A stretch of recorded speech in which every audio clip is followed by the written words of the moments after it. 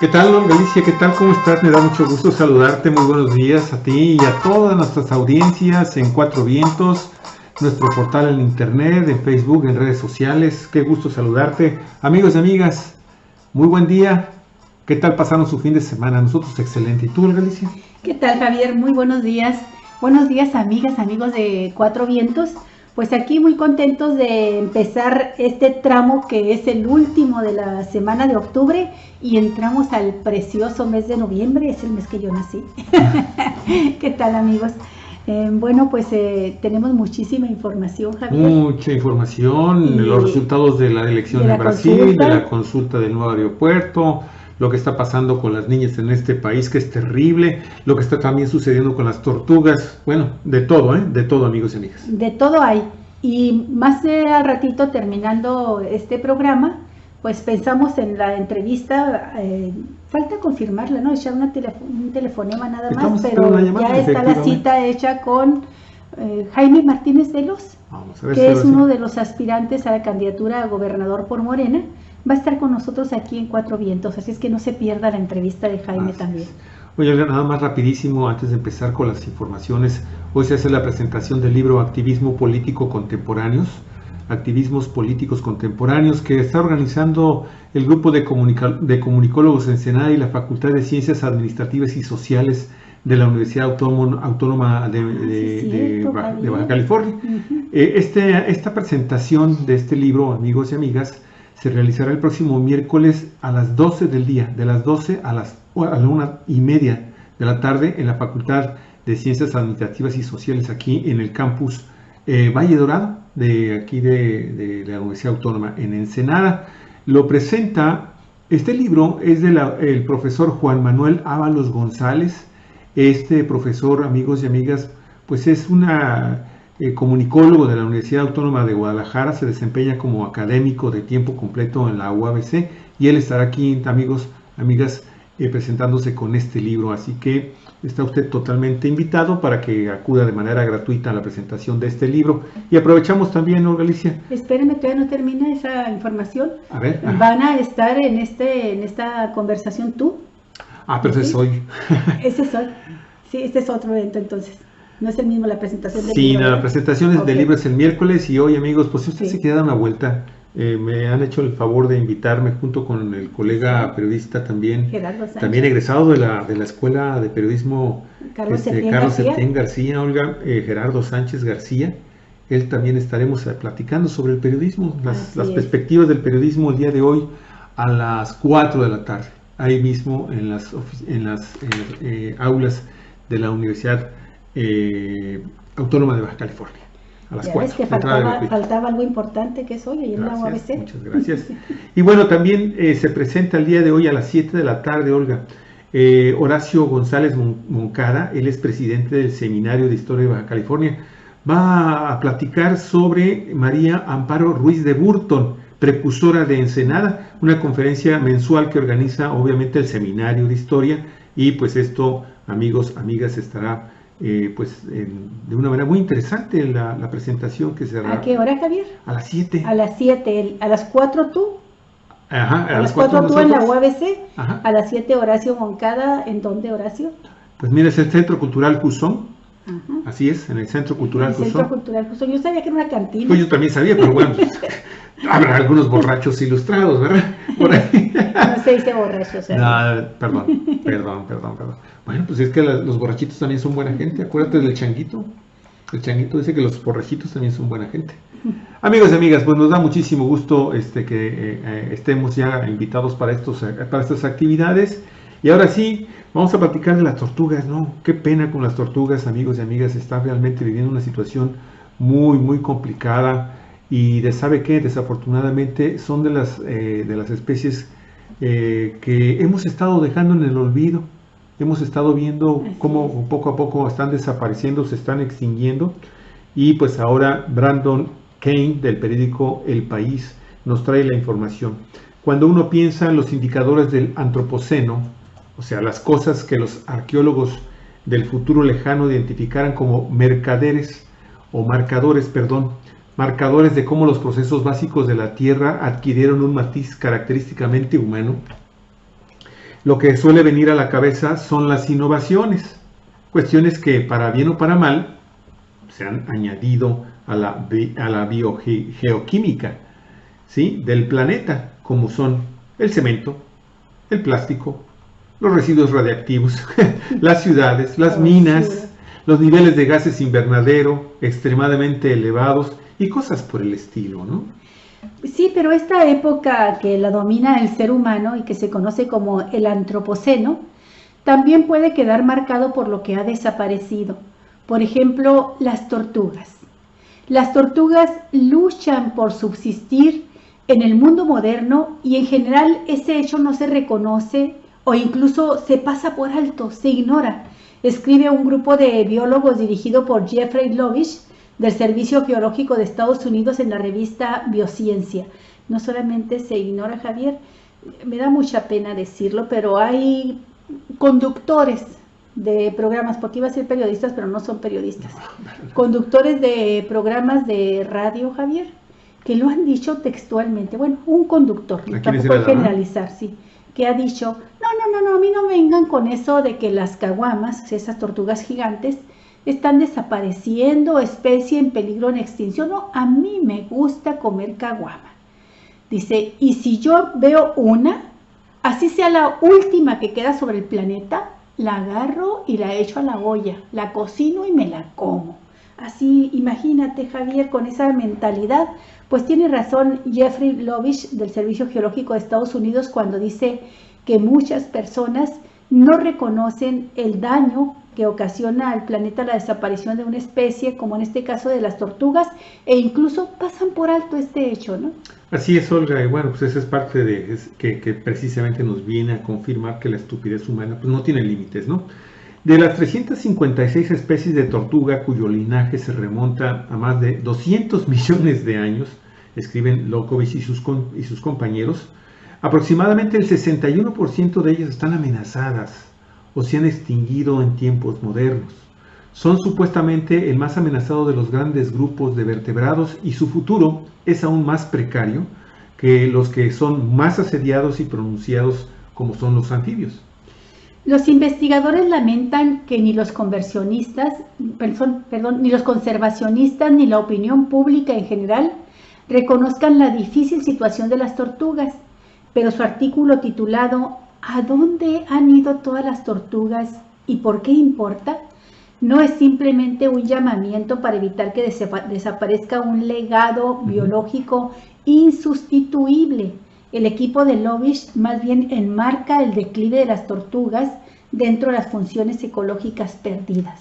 Mire, los descensos y las extinciones de poblaciones de tortugas a escala global significan que sus funciones ecológicas se ven ahora enormemente reducidas en comparación con los tiempos en que las tortugas eran más abundantes, sostienen los autores. Las consecuencias de la disminución de sus funciones no se valoran debidamente ni se entienden suficientemente.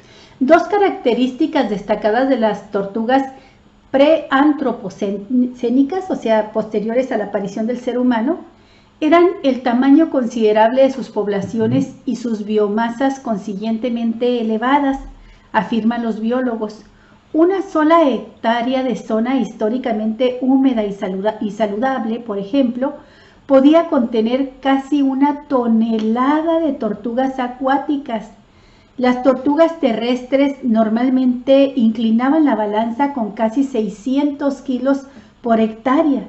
En comparación, un estudio muy citado sobre herbívoros en una sabana africana calculaba su biomasa total por hectárea en 199 kilos. Antaño, las tortugas superaban a los elefantes. Es una manera de medir la población de los seres vivos en el planeta. Más o menos cuántas especies en kilos o en toneladas hay por cada hectárea. Y fíjate, superaban con mucho a los elefantes, otra especie que también está en riesgo. Muy en riesgo, claro. Pero ya está muy por debajo de los elefantes, ¿no? La tortuga. Sí, no, definitivamente. La carne de las tortugas mantenía especies que se alimentaban de ellas o de sus huevos, que están ricos en proteínas y grasas. Sus cuerpos en descomposición redistribuían, ¿sí?, nutrientes vitales por los entornos en donde estos animalitos morían.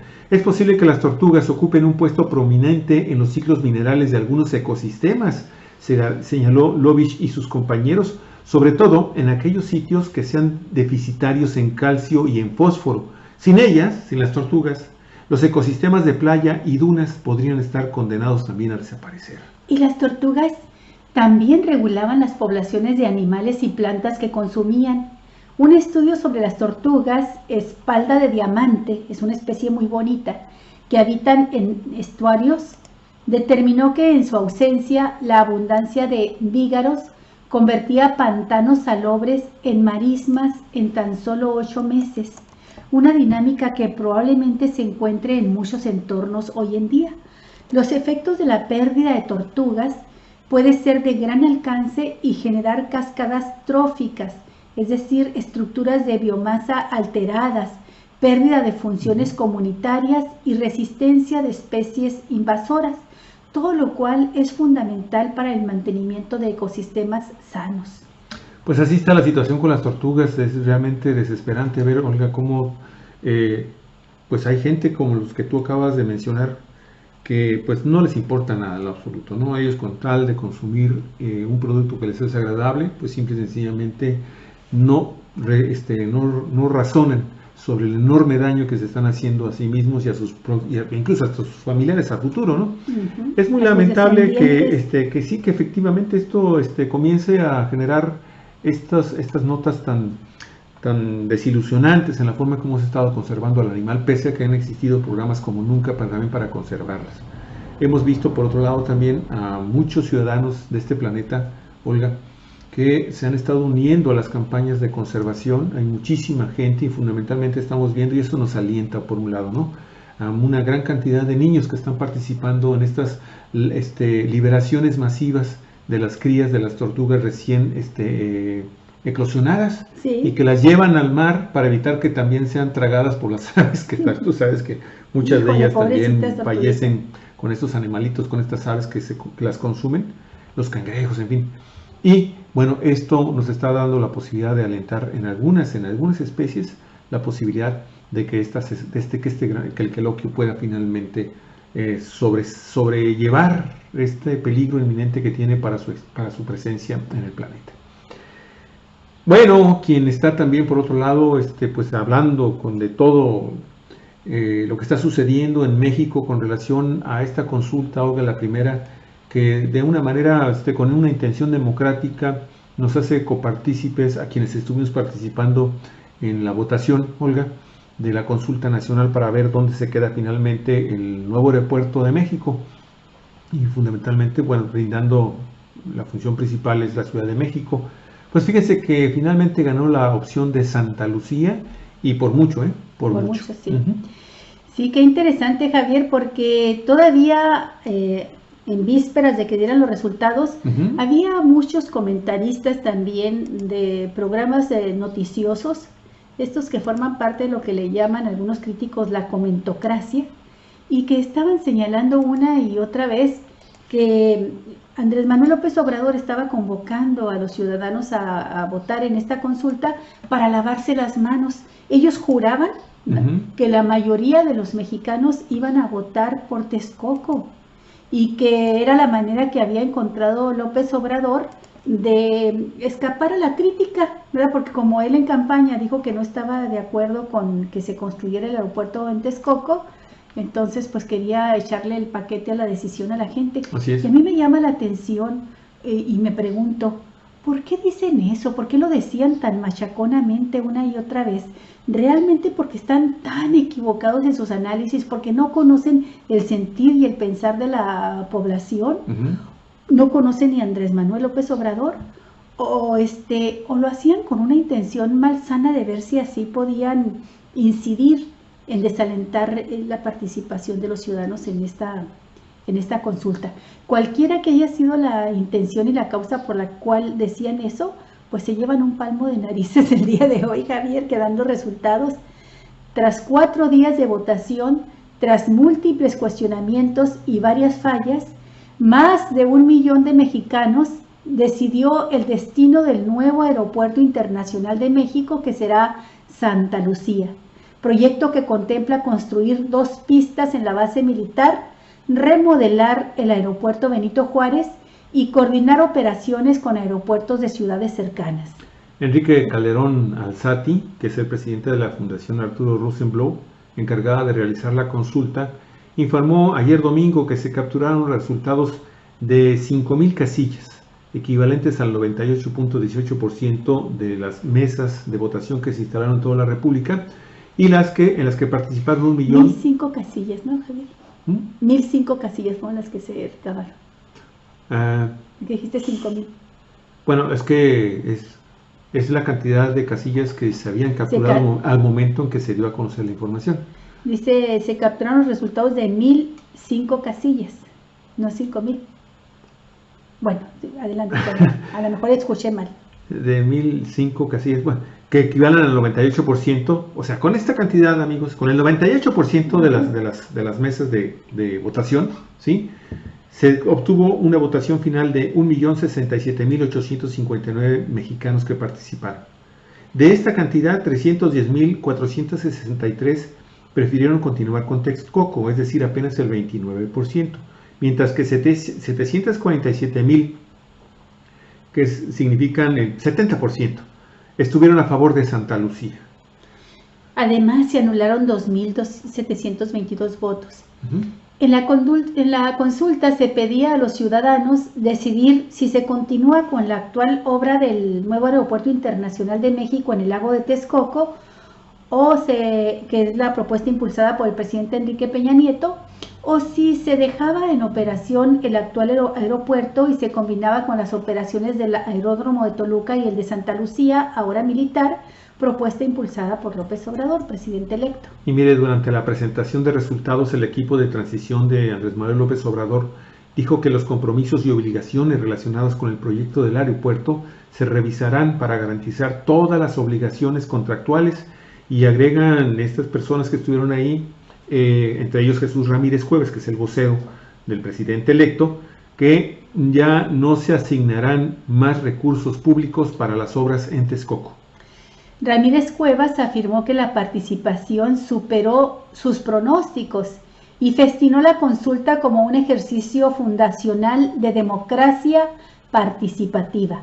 Además, reiteró que la legitimidad de la participación se basa en el impacto socioambiental para la zona del lago de Texcoco, mientras que debía ser nacional por el impacto económico para la sanidad de las finanzas públicas del país. Mira, incluso Karen Levy, que también participó en el comité organizador de la consulta, defendió la legitimidad de esta actividad invocando el artículo 6º constitucional y por no atentar contra ninguna normativa, reiterando la oferta de López Obrador de normar ese tipo de ejercicios para el futuro.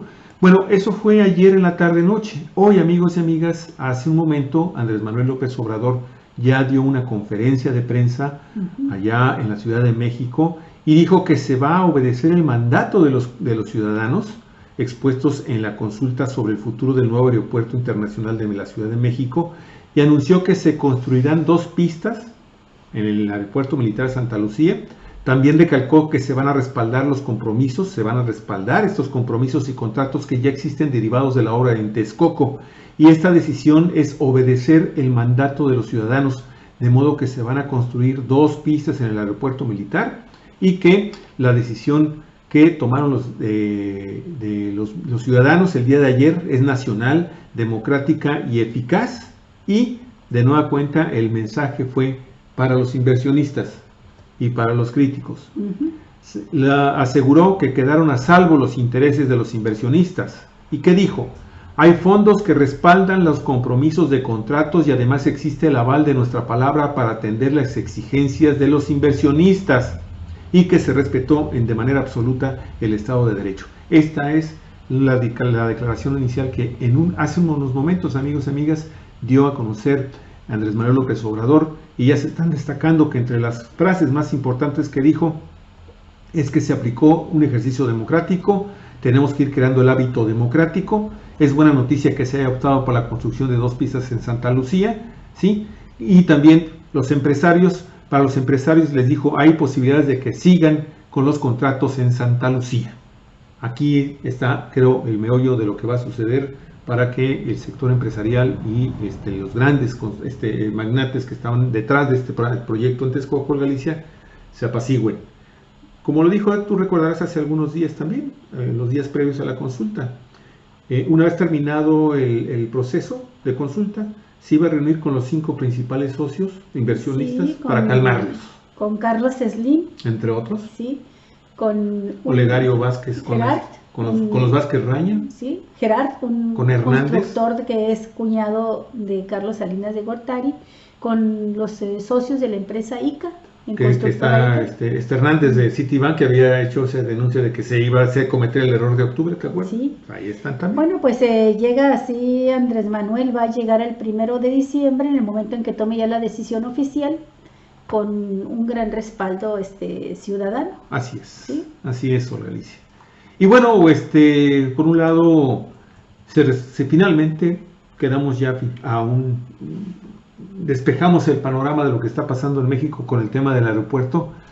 Esperemos ahora la reacción de todos estos grupos que habían se unieron, Olga Alicia, tú lo sabes, Sí. pequeño grupo que se unió precisamente para desprestigiar ya el proceso mismo de consulta. Vamos a estar escuchando de seguro las descalificaciones, las vamos a continuar escuchando a lo largo de hoy y toda esta semana, pero donde también ayer se disiparon, Olga Alicia, las expectativas de qué iba a suceder con la elección de Brasil se disiparon y de la manera más terrible. Así es, aunque se acotó la enorme brecha que había entre el candidato ultraderechista Jair Bolsonaro y el candidato del Partido del Trabajo, finalmente el exmilitar de 63 años de edad, nostálgico de la dictadura militar, ha dejado claro desde el primer instante que comienza una nueva era en Brasil.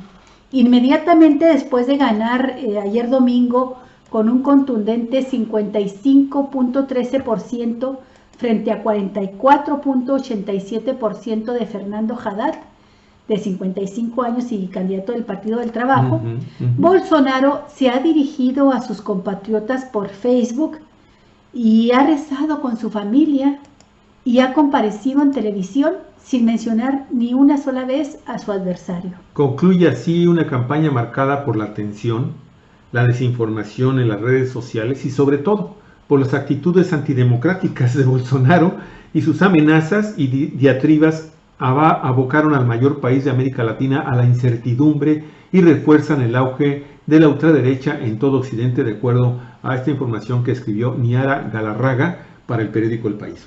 Con ese estilo de hombre duro que llama a las cosas por su nombre, que tanto triunfa en estos tiempos, veas el caso del estadounidense Donald Trump, el húngaro Orbán, el ruso Putin, el filipino Duterte, el turco Erdogan, este capitán nostálgico de la dictadura, este brasileño en la reserva desde finales de los 80, ha logrado capitalizar la indignación que embarga a buena parte de los brasileños, el desencanto con la clase política de toda la vida, la rabia ante una corrupción que carcome a todos los partidos, un hartazgo generalizado del que Bolsonaro se ha aprovechado, presentándose como un ejemplo de limpieza.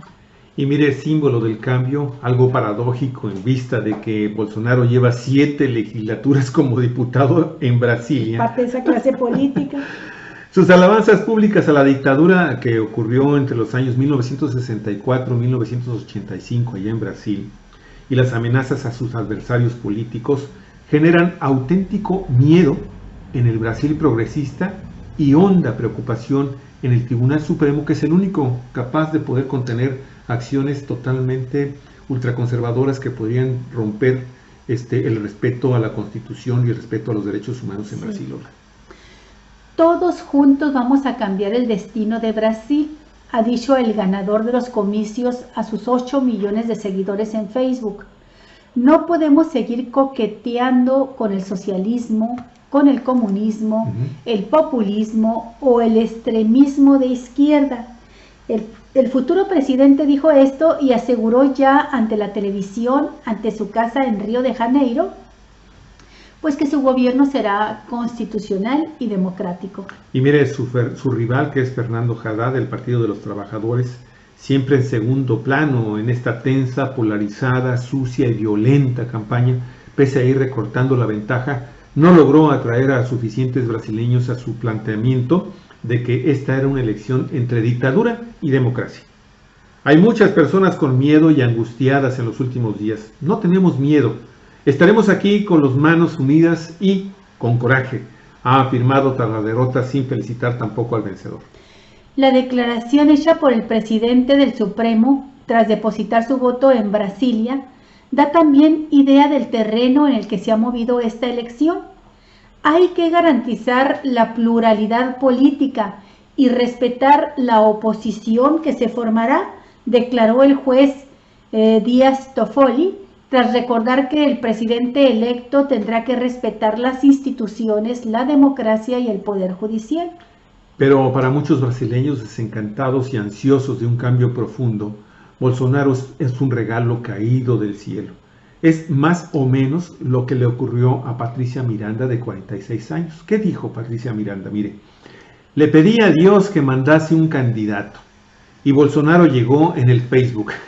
El ultraderechista se ha convertido así en un fenómeno político, siguiendo el libreto nacional populista ultraconservador resumido en su lema: Brasil por encima de todos, Dios por encima de todos.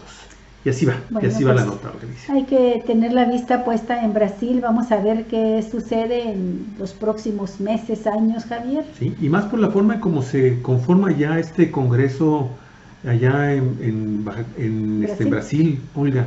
Esta nota también está muy interesante porque de alguna forma nos presenta un panorama, en realidad, mire, tan confrontado, tan desigual, tan complicado. La gente decidió poner contrapesos. Hay un montón de contrapesos, sí. Hay un montón de corrientes que antes no existían. Algunos, la mayoría son desafortunadamente conservadores, sí, y podrían ser afines a Bolsonaro, pero el Partido del Trabajo también, esa era la gran preocupación de Haddad, sí, que no le fueran a ganar de una manera tan abrumadora, que pues quedara también, que llegaran al poder legislativo con que la mano dura diera el manotazo sobre la democracia brasileña, ¿no? Así es. Bueno, pero gobernar en realidad no le resultará fácil a Jair Bolsonaro.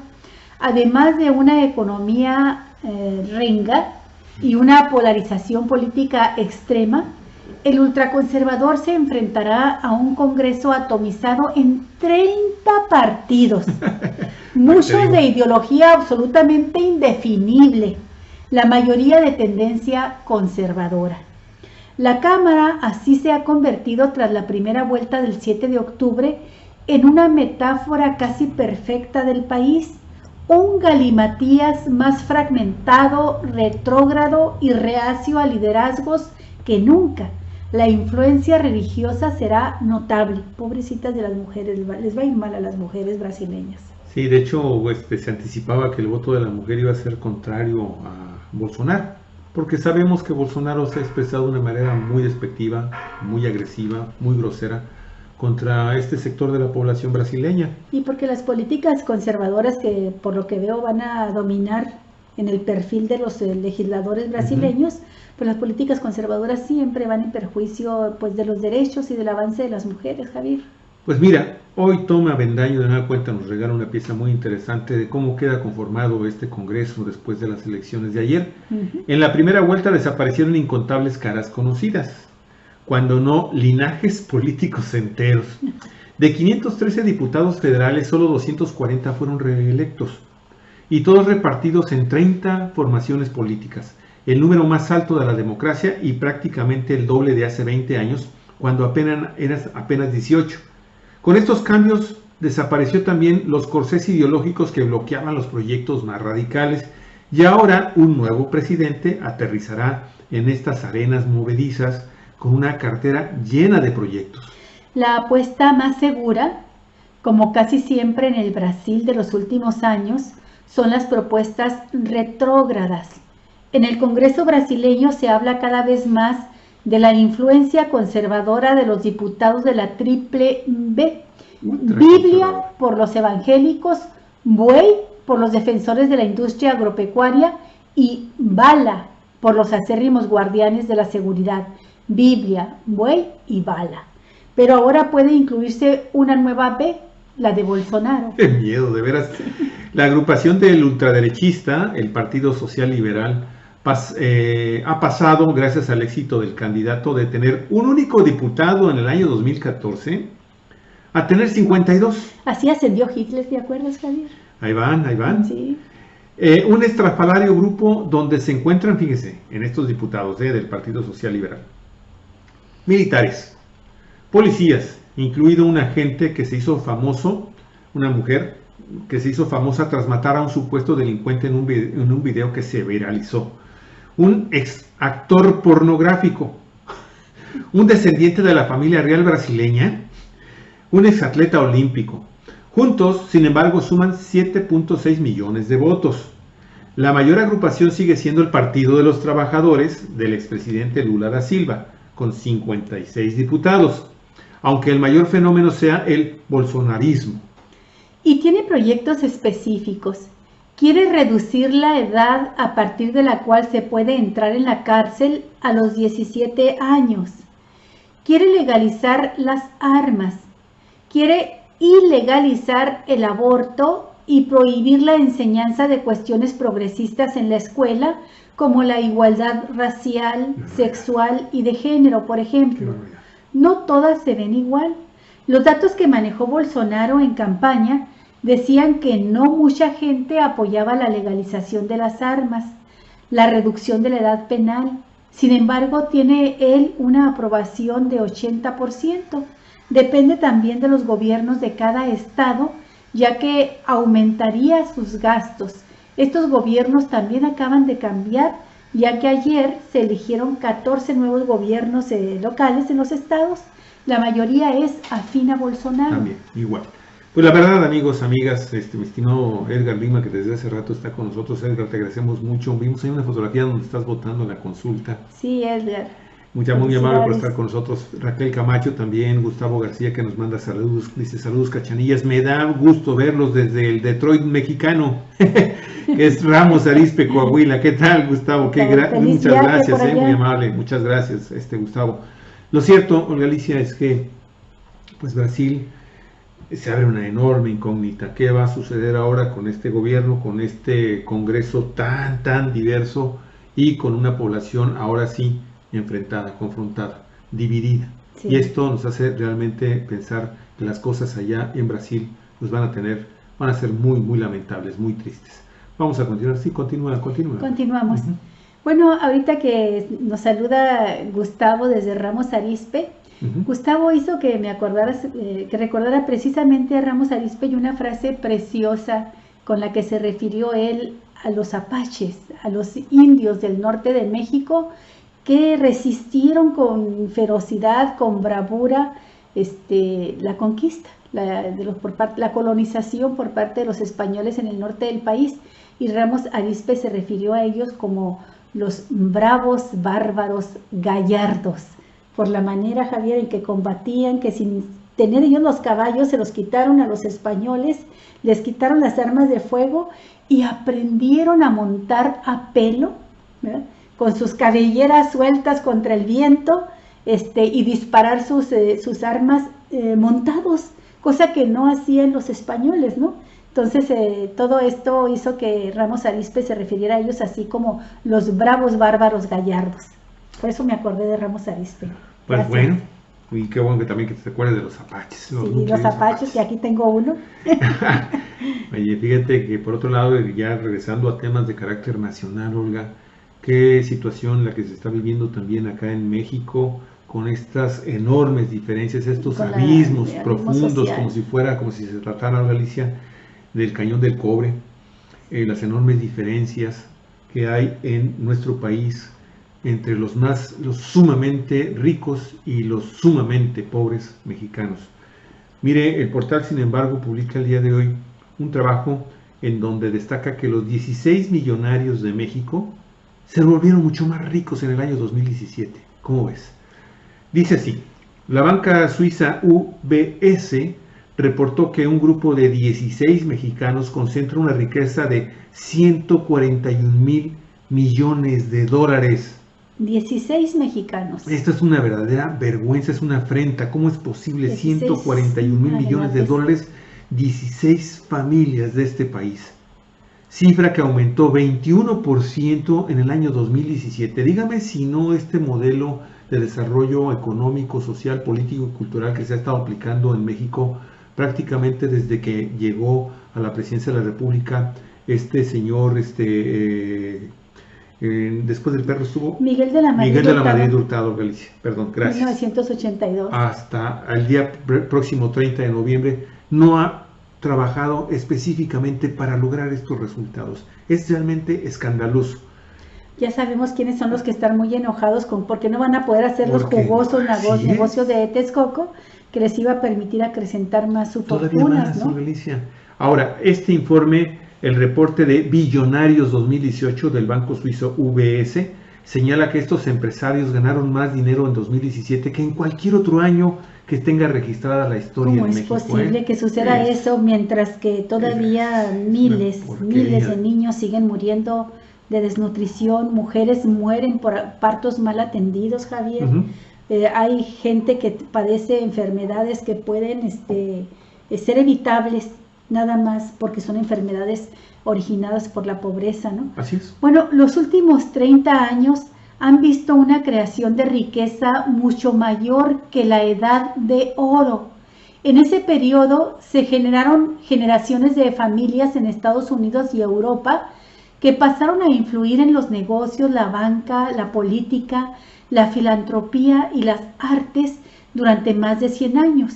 Con la riqueza que pasará de los empresarios a sus herederos en los próximos años, se están creando las familias multigeneracionales del siglo XXI, señala el reporte.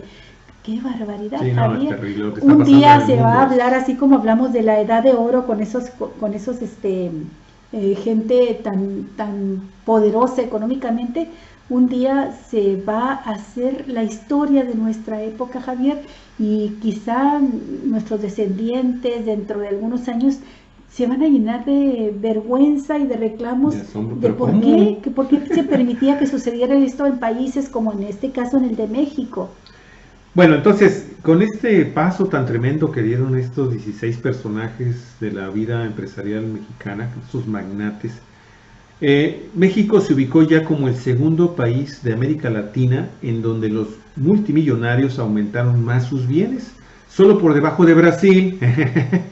Imagínense lo que va a pasar ahora con este nuevo gobierno, en donde la fortuna de los ricos creció en 176.5 mil millones de dólares, 176.500 millones de dólares por Galicia, contra los 141.000 millones de dólares de estas 16 familias. Y que estaban muy preocupados por las políticas sociales de Lula y de Dilma Rousseff, políticas sociales orientadas a sacar a la población de la pobreza, Javier, sí. Políticas que, por cierto, en muchos aspectos son parecidas a las que ha estado planteando López Obrador.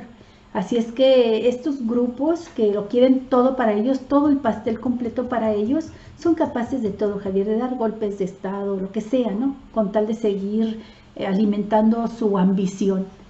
Según el informe, el 50% de los multimillonarios mexicanos obtuvo su riqueza por fabricación propia y no por herencia. Sin embargo, no menciona los nombres de esas personas. Bueno, yo aquí agregaría, bueno, esto lo puedo entender de una una institución bancaria europea en Galicia, que dice, bueno, sí lo hicieron por sus propios esfuerzos, pero en México sabemos perfectamente bien que la inmensa mayoría de estas megafortunas se hicieron al amparo del poder. A la sombra del poder. Al amparo del poder, de las influencias, del tráfico de influencias, ¿sí? De las simulaciones, de estar trabajando en perfecta armonía con las instituciones financieras mundiales y de las empresas multinacionales. O sea, evidentemente estos son los beneficiados del neoliberalismo. Son las clases políticas gobernantes. Ha generado que solamente el 1% de los habitantes de todo el planeta dominen al resto. Pero mire, la riqueza estadounidense, la revista estadounidense, el informe no dice quiénes son estos 16 grandes magnates, pero la revista Forbes dice el trabajo que nos está obsequiando, en este caso es la publicación Sin embargo, ¿sí? Gracias, hola Lidia. Fíjate, enlista año con año a los mexicanos que poseen una fortuna personal superior a los $1,000 millones.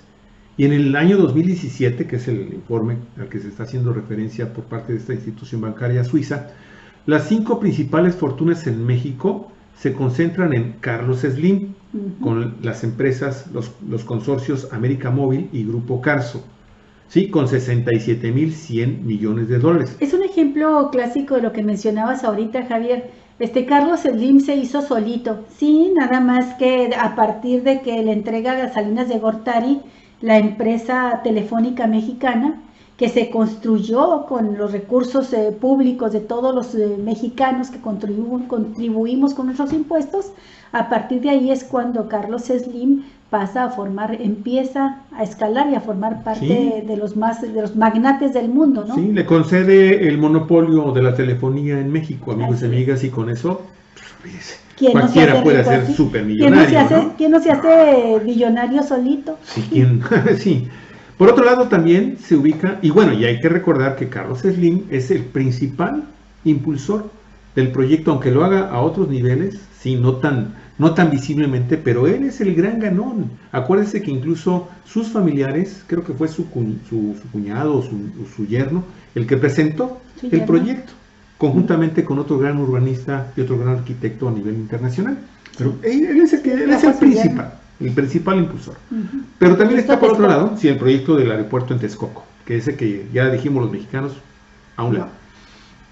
Segundo, Germán Larrea, Grupo México, esta empresa minera, amigos y amigas, que tiene en su haber contaminación del ambiente. Envenena ríos, mantos acuáticos, y al envenenar al medio ambiente, vidas. Destruye efectivamente propiedades, vidas y envuelta en escándalos, amigos y amigas, también por haber dejado abandonado a 50 y tantos mineros ahí en la Pasta de Conchos en Coahuila. Y que también ha hecho su amasado grandes fortunas, pues gracias también al amparo que tiene del poder que le han dado gobiernos del Partido Acción Nacional y del Partido Revolución Institucional. Bueno, este señor, este Germán Larrea tiene 17,300 millones de dólares, de acuerdo a la revista Forbes. Alberto Vallares, Grupo Val y Palacio de Hierro, ese de que soy totalmente Palacio, ¿ok? Con 10,700 millones de dólares. Eva Gonda de Rivera, del famoso grupo FEMSA, que está directamente aliado y persigue los mismos intereses que esta gran refresquera multinacional, transnacional, que es la Coca-Cola, con un total de 7,100 millones de dólares. Y Ricardo Salinas Pliego, del grupo Salinas y TV Azteca, con un monto de 7,100 millones de dólares. Así están, amigos, identificadas las 5 principales empresas, familias que acaparan por sí mismo, pues aquí prácticamente los 140 millones, más de 100,000 millones, amigos y amigas, reúnen estas 5 grandes familias que en México pues se han hecho de enorme fortuna, pues gracias, les digo, a la posibilidad que tienen de estar conviviendo a diario con quienes ejercen el poder formal y fáctico en México. Así es, ni más ni menos, Javier. Y bueno, pues miren, amigos, usted recordará y recuerda, sin embargo, que hace una semana aquí le dimos la información, el Banco Mundial, el Banco Credit Suisse, también confirmaron que en México solo un pequeño grupo de personas posee fortunas superiores al $1,000,000, mientras que millones, aquí decenas de millones, se calculaban más de 90,000 millones de personas, viven con menos de 1.90 dólares al día, 37 pesos al tipo de cambio de 19.80 por dólar. Bueno, vamos a continuar con la información. Loli Cervantes, mucho gusto por estar también en el programa, te agradecemos mucho. Buen día también para ti, a la maestra Tete Manríquez, maestra de nueva cuenta, nos da mucho gusto saludarla, muy amable por estar también en el programa. Cuatro Vientos, hola, listo el altar de muertos dedicado a nuestros queridos compañeros jubilados de la sección 37 Ensenada. Están todos invitados a escuchar las calaveras con un champurrado y pan de muerto. Híjole, maestra, eso suena muy interesante. Qué padre, maestra. Gracias a la profesora Siempre Raquel tan Peña, activa, impulsando pues los rasgos culturales, los valores culturales de nuestro pueblo. Así es, y agradece a la profesora Raquel Peña, que coordinó la primera actividad cultural de este comité de jubilados. Maestra, un abrazote, cuídate mucho, qué bueno, nos da mucho gusto que estés así de activa como siempre. Julio César Reyes, ¿qué tal? ¿Cómo estás? Muy buen día también para ti, toda tu gente allá. Bonnie Hernández, muy amable también.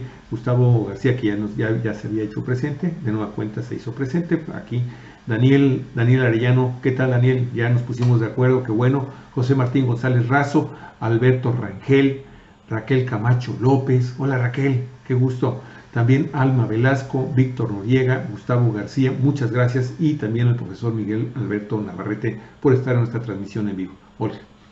Híjole, Javier, pues vamos a entrar a un tema muy triste, lamentable, que no tiene fin: el asesinato continuo de mujeres, los feminicidios, desde niñas pequeñitas hasta mujeres de tercera edad, pasando por supuesto por miles de jóvenes asesinadas en este país por el simple hecho de ser mujeres. Nos cuesta trabajo comprenderlo. Hay muchas personas que no aceptan siquiera que exista el término de feminicidio, pero existe, por desgracia. Y muchas mujercitas y mujeres mayores son asesinadas por eso, por ser mujeres. El fin de semana pasada, Javier, este fin de semana que terminamos apenas, pues otra noticia escalofriante fue la muerte de la niña Camila Cobos, una niñita de 7 años que la sacaron de su casa y a los 2 días aparece muerta. La anduvieron buscando como locos, desesperados, sus padres, sus familiares, y pues resulta que encontraron su cadáver. Sí. Supuestamente un chofer entró a robarla y aceptó. Vamos a ver cómo vamos a ver qué sucede después, si se presentan las pruebas que indiquen que este es el asesino. Lo tenía como el principal sospechoso, fue detenido y aceptó el crimen. Pero una niñita, Javier, de esa edad. Fíjate que desafortunadamente es algo que está sucediendo muy frecuentemente en los pasados 4 años. En 4 años, Galicia, sí, los feminicidios de niñitas de 0 a 17 años de edad, ¿sí?, aumentaron en nuestro país un 60%. En 4 años. Impresionante. El periódico Excelsior trae la información. A nivel nacional, el número de víctimas de feminicidios que tenían entre 0 a 17 años aumentó un 60% de niñas, recién nacidas y adolescentes.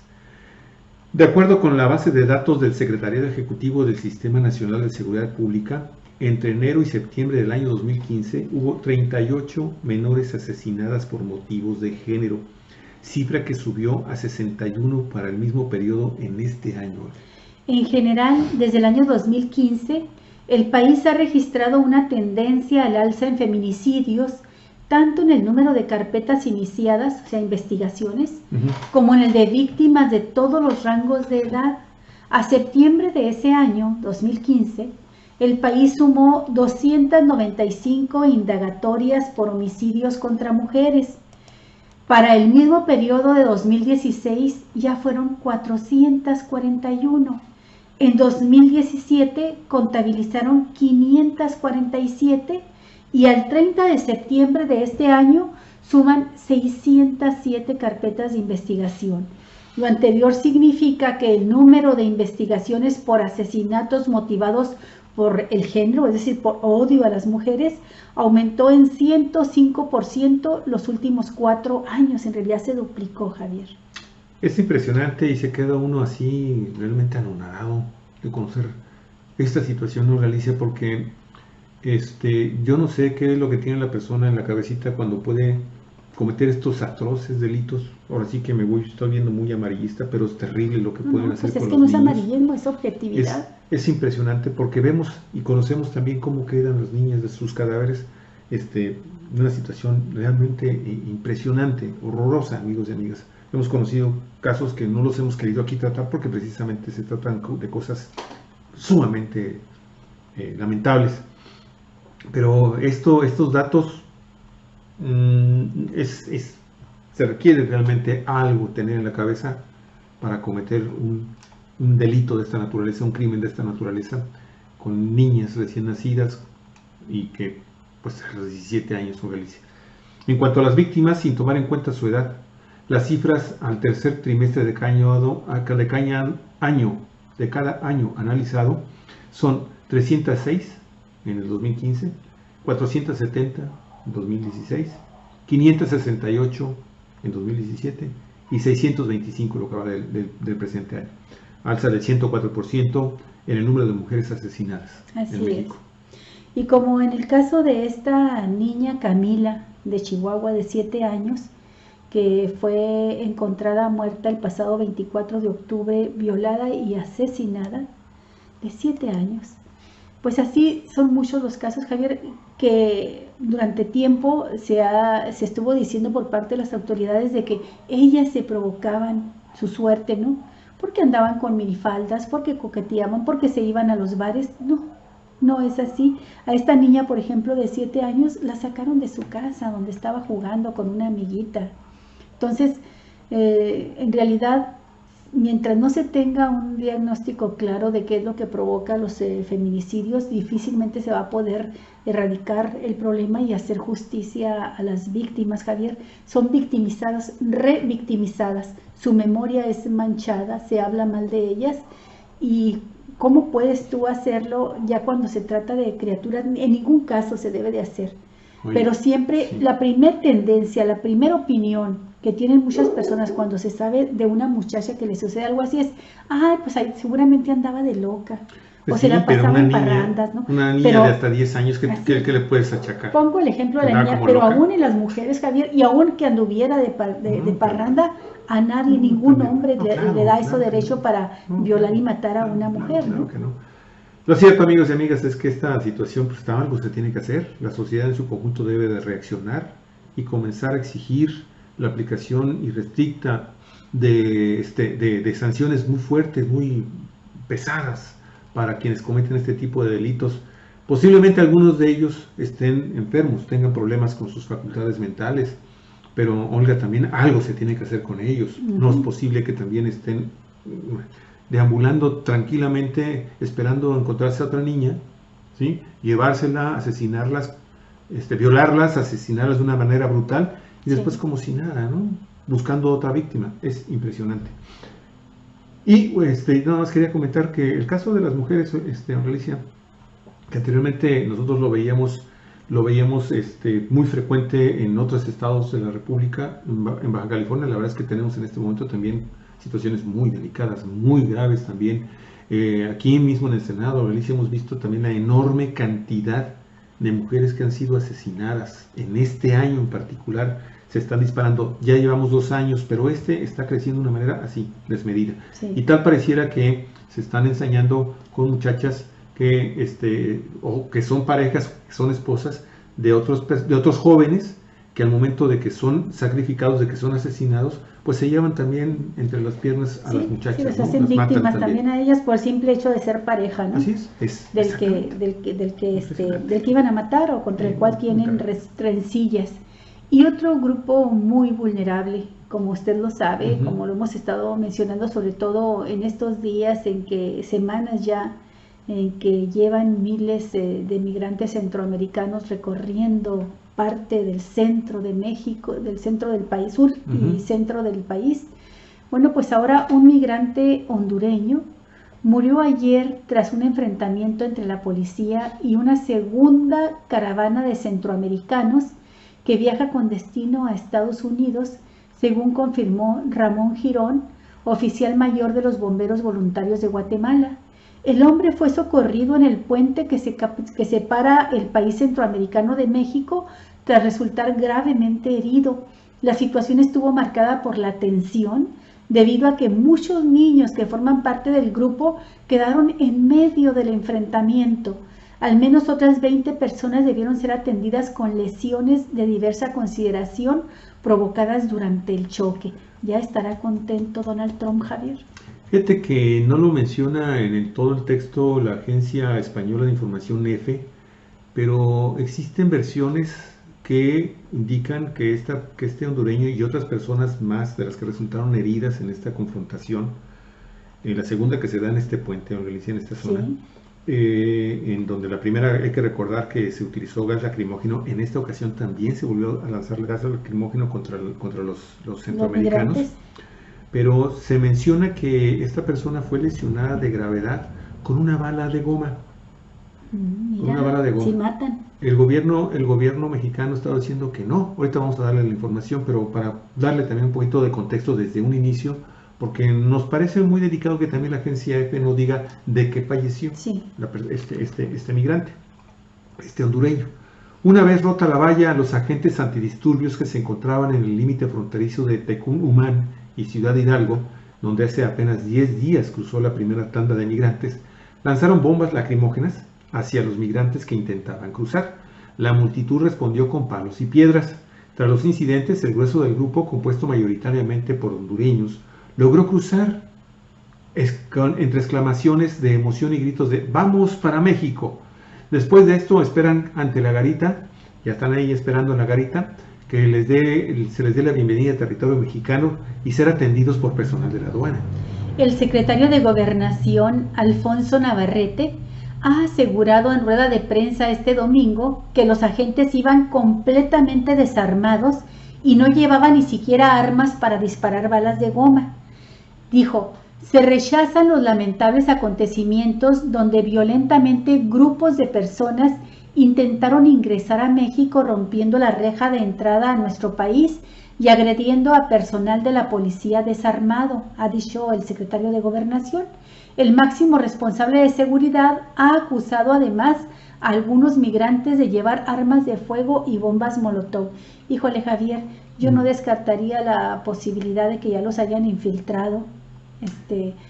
En estos últimos días hemos estado leyendo, Javier y yo, un libro extraordinario de Carlos Montemayor. El último que escribió, muy bueno. Su libro póstumo, y que se llama La violencia de Estado en México, antes y después de 1968.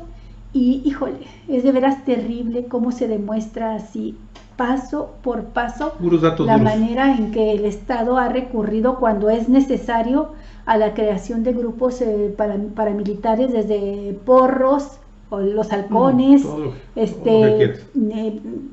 grupos que forman parte a veces del mismo ejército o de la policía federal y que los instruyen, ¿verdad?, para infiltrar movimientos como como la caravana de migrantes, y luego aparecen muertos, aparecen los primeros actos de violencia y justifican con eso una represión, un acto que quieren justificar, que es regularmente una represión y que en muchas ocasiones ha terminado en masacres. Yo creo que el secretario de Gobernación, para hacer más creíble su dicho, pudo haber perfectamente bien mostrado videos en donde se confirma de lo que está acusando a los migrantes, a los centroamericanos. Así es.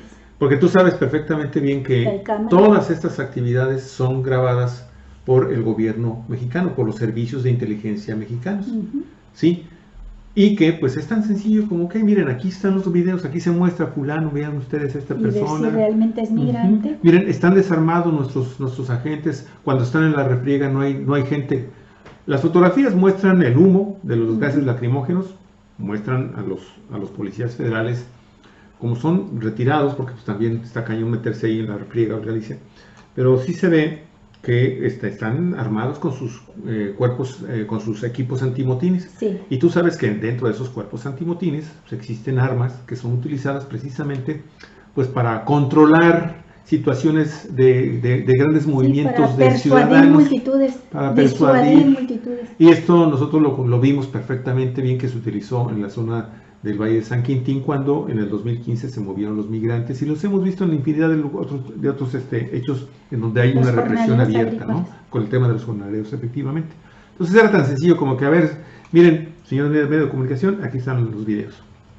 Me llama mucho la atención que ellos, que son tan cuidadosos para mostrar a los delincuentes, a los presuntos delincuentes con sus actos ilegales, ellos no muestren la legalidad de sus actividades. Pero bueno, las recientes ofertas del gobierno de Enrique Peña Nieto, y te las vamos a dar a conocer cuáles son esas ofertas que hizo ayer el presidente Enrique Peña Nieto, para que logren trabajo y atención médica a los centroamericanos, no disminuyeron el paso de la mayoría de los migrantes, que han decidido continuar su ruta hacia Estados Unidos. El gobierno hondureño anunció ayer domingo que registró el regreso de unos 4,000 ciudadanos a su país de manera voluntaria tras desistir de continuar su viaje. La segunda caravana está conformada por unas 1,500 personas que viajan en grupos más pequeños y de forma más dispersa que la primera caravana, conformada ya por 7,000 inmigrantes y que inició su viaje el pasado 13 de octubre con dirección al norte. Esta segunda caravana se encuentra, la primera, la de 7,000 migrantes, se encuentra actualmente en el estado de Oaxaca, al sur del país, de nuestro país, de México. Este domingo también partió una multitud desde El Salvador que estará llegando en los próximos días a la frontera de Guatemala y México. Así que sería la tercera caravana, Sí, Delicia. La tercera del Salvador. Salvador. Ahí vienen ya, amigos, más Qué y más y barbaridad. más y más. Y esta situación, amigos, la está tratando de paliar ahora Enrique Peña Nieto con un programa que anunció y que HuffPost nos trae la información. Enrique Peña Nieto anunció desde el viernes un plan "Estás en tu casa". Como que le quiso copiar a López Obrador el discurso, ¿no? Estás en tu casa. Pues a mí en mi casa, perdóname, tú no me gaseas. Pues sí. Tampoco me golpeas con balas de plástico, aunque a veces me quisieras dar alguno. Pero no, Alicia, no. O arrancarme la cabellera en la noche, no sé, cosas así, ¿no? Pero fíjate, Peña Nieto echa este viernes el plan "Estás en tu casa, bienvenido", que tiene como propósito brindar empleo temporal, escuela y atención médica para quienes forman parte de la caravana migrante o hayan ingresado antes al país. Mire, el mandatario detalló que podrán acceder a este plan quienes ya hayan solicitado su ingreso o refugio en el Instituto Nacional de Migración y que se encuentren actualmente en los estados de Chiapas o de Oaxaca. Que no avancen más. Los migrantes centroamericanos también contarán con una identificación oficial temporal para poder realizar los trámites necesarios mientras se regulariza la situación migratoria de cada uno de ellos, que también permitirá entrar y salir de los albergues de Chiapas y Oaxaca. Este plan solamente es para quienes cumplen con las leyes mexicanas y es un primer paso hacia una solución permanente para aquellos que obtengan ya la condición de refugiados en México, señaló en un video Enrique Peña Nieto. ¿Y qué es lo que les ha pedido Donald Trump? Que los hagan refugiados en México y no que lleguen a pedir refugio a Estados Unidos, ¿no? Luego de haber enviado elementos de la Policía Federal a la frontera sur con Guatemala, Peña Nieto aseguró que los mexicanos somos hospitalarios y especialmente solidarios con quienes pasan momentos difíciles. Los gases es cosa aparte, ¿no? Y las balas de lo que parecen las balas de goma, ¿no? Estimados migrantes, México los quiere proteger y apoyar. La única manera en que podremos hacerlo es si ustedes regularizan su estancia en el país y cumplen con nuestras leyes, reiteró en el video de casi 3 minutos. Lo cierto, Alicia, es que en realidad, sí, fíjate, esta es una de los sellos que van a marcar a este gobierno de Peña Nieto. Hace las cosas y o suceden los hechos y 2 o 3 semanas después reacciona. ¿Por qué?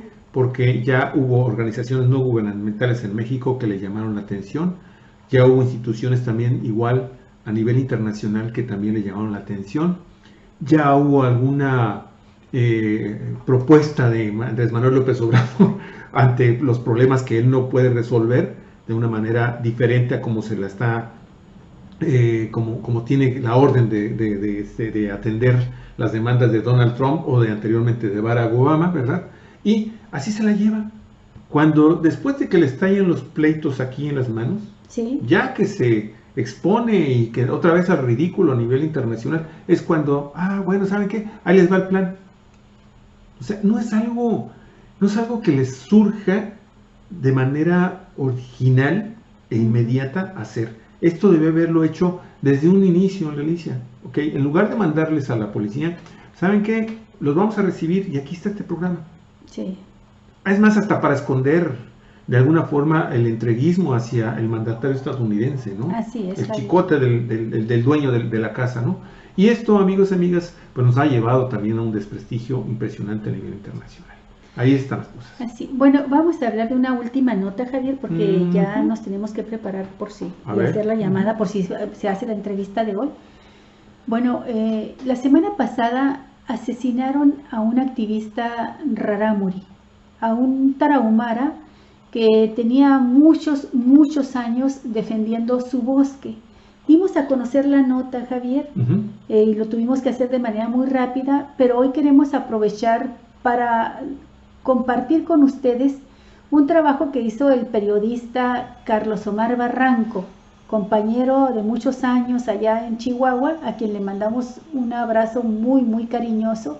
Carlos Omar Barranco está trabajando para el periódico Norte de Ciudad Juárez, Norte Digital, que fue el medio en el que trabajó también Miroslava Bresch Belducea, y está tocando también uno de los temas que sobre los que Miroslava escribió tanto, Javier, y que le costó la vida.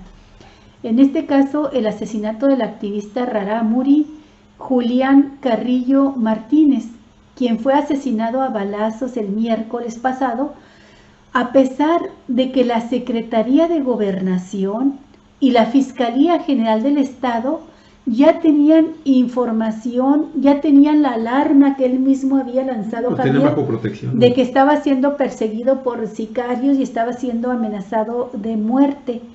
Y la denuncia de que no hicieron nada ni la Secretaría de Gobernación Federal ni la Fiscalía General del Estado por proteger la vida de Julián Carrillo, esta denuncia la hacen más de 30 organizaciones sociales, Javier. Y bueno, en el caso de Julián Carrillo, hay que decirlo y subrayarlo, es el quinto miembro de una familia de activistas sociales que es asesinado ahí en un poblado que se llama Coloradas de la Virgen, en la región de Baborigami, en pleno corazón de la Sierra Tarahumara.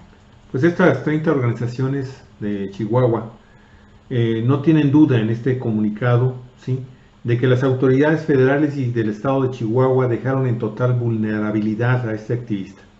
Textualmente dijeron: el riesgo en que se encontraba el beneficiario y presidente de bienes comunales de la zona Colorada de la Virgen era muy alto, y también conocido por el mecanismo de protección y de la misma fiscalía. Por tanto, su muerte pudo haber sido prevenida. Expusieron y denunciaron que el gobierno cometió omisiones tan absurdas, fíjese usted nada más qué estupidez, de darle un teléfono satelital, pero estaba inhabilitado y sin saldo para poder comunicarse a la capital de Chihuahua en caso de que tuviera una emergencia. Usted sabe lo que es la Sierra Tarahumara, y esta región de la que están hablando de Coloradas de la Virgen se encuentra en lo más abrupto de la sierra.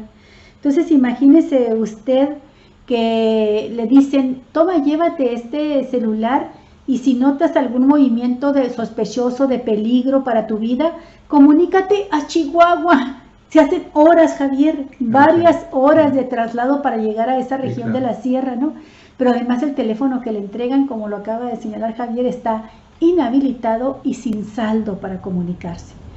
Caciques que mantienen bajo terror a Guadalupe y Calvo habrían sido los responsables del asesinato, pero está claro que la muerte de Julián Carrillo es un caso más que muestra la ineficacia del mecanismo de protección de la Secretaría de Gobernación, al cual estaba adherido el victimado desde el año 2014, y de la Fiscalía General del Estado, que no sirve para nada, ¿no? No fueron capaces de brindar protección de acuerdo a lo expresado por las organizaciones.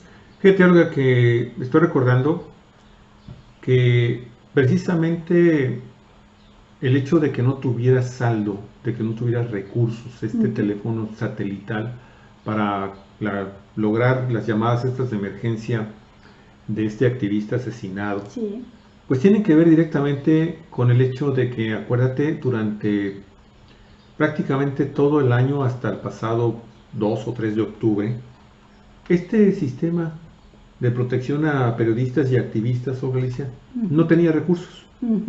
Le negó el gobierno de Enrique Peña Nieto los recursos, no tenían un solo centavo.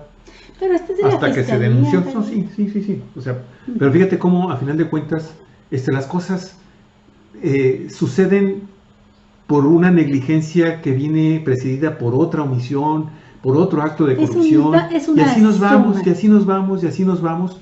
Y bueno, desafortunadamente esta situación le toca ahora a Carrillo, pero le puede suceder a cualquier persona de las más de 105 personas que están bajo protección en este sistema, en este programa. Así es. ¿Cómo es posible? Ahora mira, hay que decirlo también para que la gente sepa todo el contexto. Resulta que Julián Carrillo tuvo que salir de su pueblo, de su comunidad, donde ya le habían asesinado en 2006, en febrero de 2016, a su hijo Víctor Carrillo, también porque andaba en lo mismo, en la misma lucha de su padre por la defensa del bosque. Es un bosque que tiene ahí en Coloradas de la Virgen de la madera más preciosa, los bosques de pinos de troncos más anchos, Javier. Bueno, ellos estaban defendiendo su bosque y ya le habían matado a su hijo, Víctor Carrillo. Ya le habían asesinado también a un sobrino, a Guadalupe Carrillo. Ya le habían asesinado a otro sobrino, a Alberto Quiñones Carrillo, y también a su yerno, Francisco Chaparro Carrillo. Después de estos 4 asesinatos ya le habían sentenciado de muerte a él y habían dicho los pistoleros, los sicarios de los caciques, que seguía él, que lo iban a matar. Entonces salió de su pueblo, Javier, para proteger su vida, pero les avisó a las autoridades que tenía que regresar, porque el 16 de agosto de 2018, en la ciudad de Parral, que es una de las entradas a la Sierra Tarahumara, hubo una complicación posparto de una de sus hijas, Javier, que estaba embarazada, y bueno, murió la bebita. Entonces poco después de que muere la bebé, muere también su hija. O sea, de estos partos mal atendidos, ¿no? Entonces muere su hija y muere la bebé, y entonces la familia se comunica con él y dice: tienes que regresar a Baborigame, pues para traer el cuerpo de nuestra hija y sepultarla aquí en el pueblo, en Coloradas de la Virgen.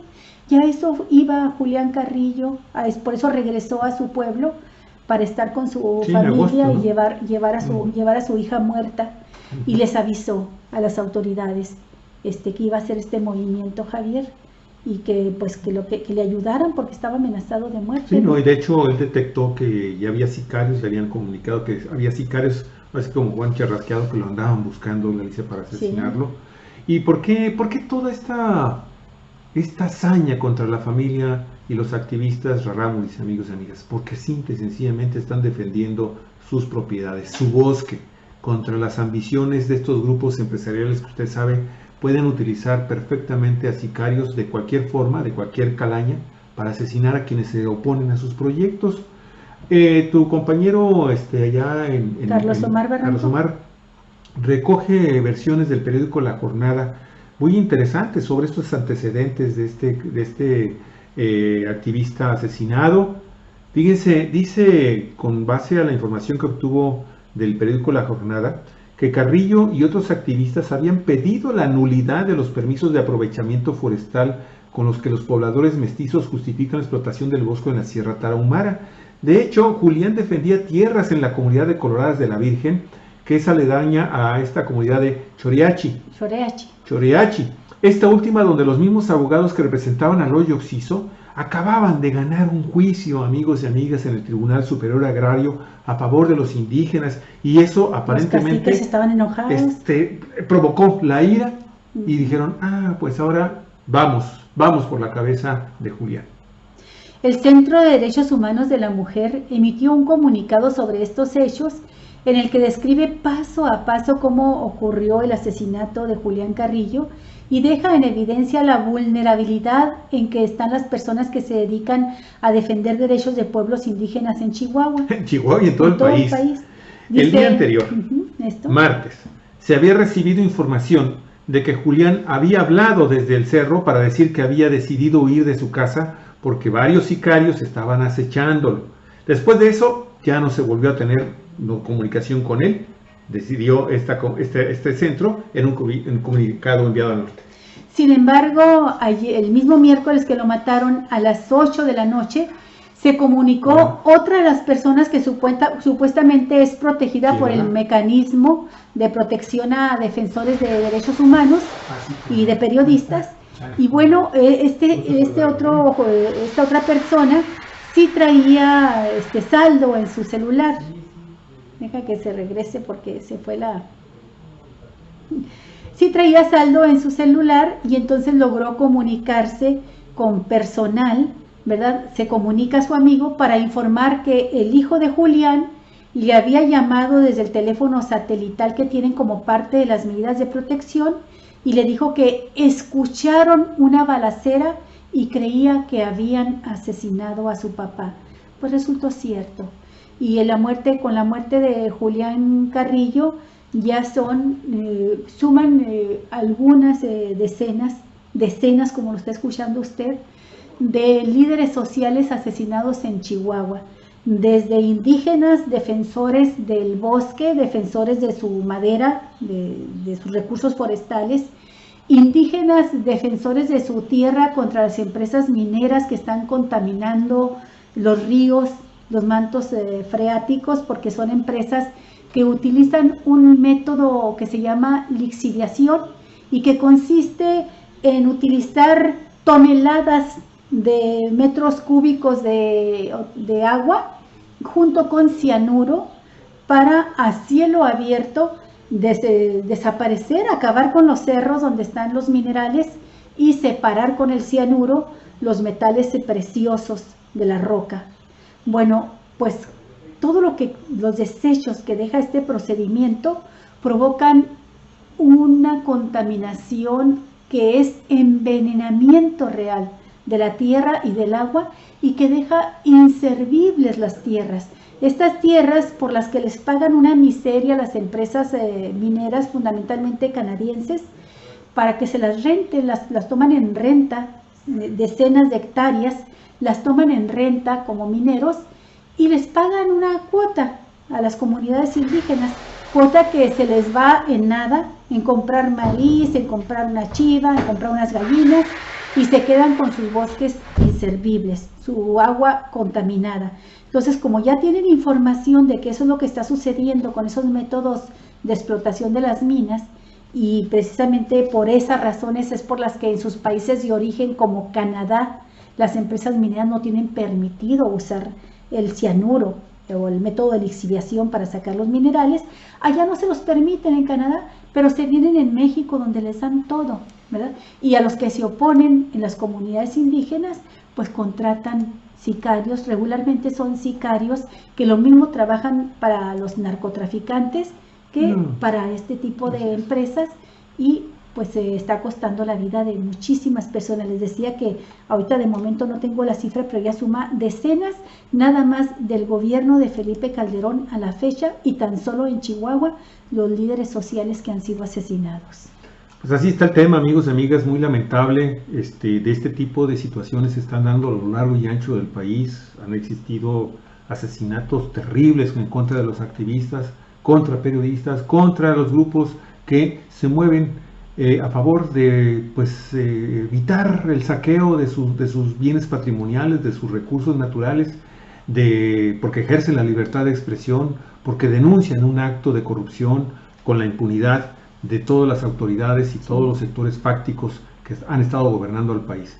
Hablando precisamente de los sectores fácticos, Olga, yo quiero ya prácticamente para cerrar el programa, acaba de tener una reacción el sector empresarial a lo que les anunciamos que dijo hoy por la mañana temprano Andrés Manuel López Obrador con relación a los resultados de la consulta, ¿sí? Que finalmente imponen ya y despejan la incógnita de que en dónde se va a realizar el aeropuerto. Y usted lo sabe ya, 2 pistas para el aeropuerto militar de Santa Lucía, la rehabilitación del aeropuerto Benito Juárez y la construcción y la utilización de otros aeropuertos aledaños para que dentro de 3 años a más tardar se tenga una solución definitiva de lo que sería ya un único aeropuerto internacional para la Ciudad de México. Pues mire, hoy precisamente en este momento, hace escasos 10 minutos, el portal, sin embargo, acaba de anunciar lo siguiente. Empresarios mexicanos se pronunciaron hoy en contra de la cancelación del nuevo aeropuerto internacional de México en Texcoco. Dijeron que la decisión tomada por el presidente electo Andrés Manuel López Obrador envía un mensaje grave de incertidumbre a los mercados y a los inversionistas. Queremos hacer pública nuestra posición. La decisión del presidente electo de cancelar la obra del Naim en Texcoco e iniciar los estudios para construir en Santa Lucía envía un mensaje grave de incertidumbre a los mercados, inversionistas y a todos los mexicanos. Esto lo dijo Juan Pablo Castañón, quien es presidente de la Confederación, del Consejo Coordinador Empresarial, quien leyó un posicionamiento conjunto de la Confederación Patronal de la República Mexicana, la Coparmex, la Confederación de Cámaras Industriales, CONCAMIN, y otros organismos empresariales. Y dice que esto, amigos y amigas, pues a final de cuentas lo que está cancelándose con el Naim también es la oferta de Andrés Manuel López Obrador de no robar, no mentir y no traicionar. No lo entiendo. Sí, esta situación, te digo, está muy interesante. Pues sí, esto lo dijo ya en su momento el presidente de Coparmex, que es Gustavo de Hoyos, ¿sí? Se está yendo contra los principios que prometió respetar, que son estos. No sé cómo lo vinculen, pero a final de cuentas esa es la posición ya del empresariado, Olga Alicia.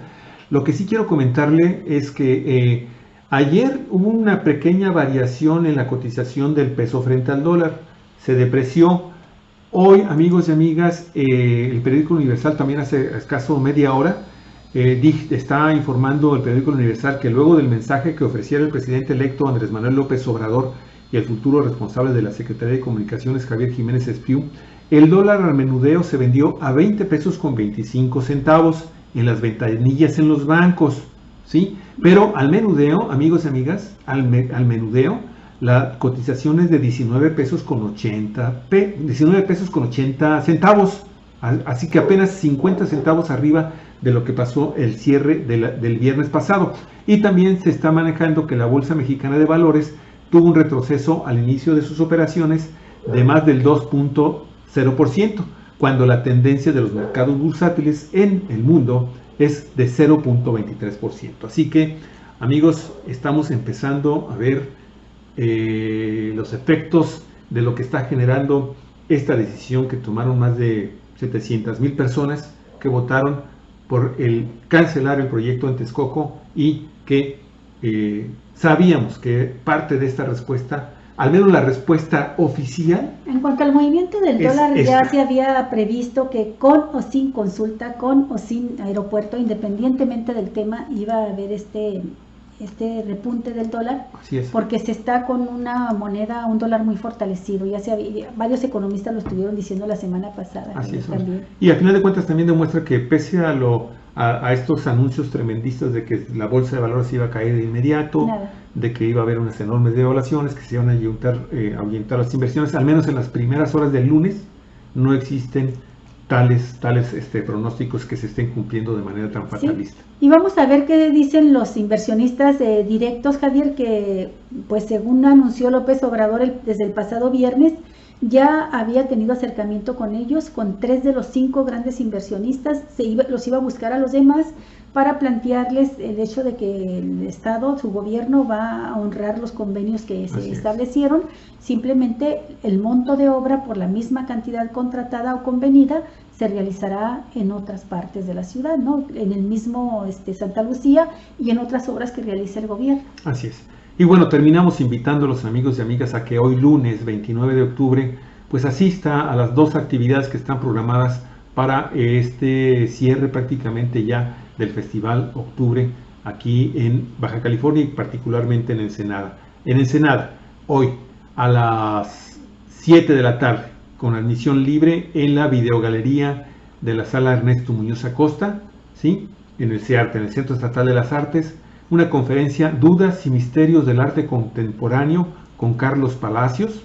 Esto va a ser una conferencia, parece ser que a distancia. Y también, por otro lado, y esto está muy interesante en Galicia, a lo mejor te dan ganas de ir, Compañía Nacional de Teatro. ¿Qué pasa? Se presenta con la obra Latir, de Bárbara Collio, dirección de Debbie Hannan, Teatro de la Ciudad, a partir de las 8 de la noche, también con admisión gratuita. Amigos y amigas, obra Latir de la Compañía Nacional de Teatro de Bellas Artes. Así está el tema. Bueno, pues con esto nos vamos, Galicia. ¿Algo más? Con esto terminamos. Muchísimas gracias por estar aquí presente con nosotros, por seguir este programa, y más agradecidos estamos y estaremos por el hecho de que usted comparta este programa con sus contactos de Facebook. Gracias por fortalecer los espacios de libertad, de periodismo crítico, analítico en la red.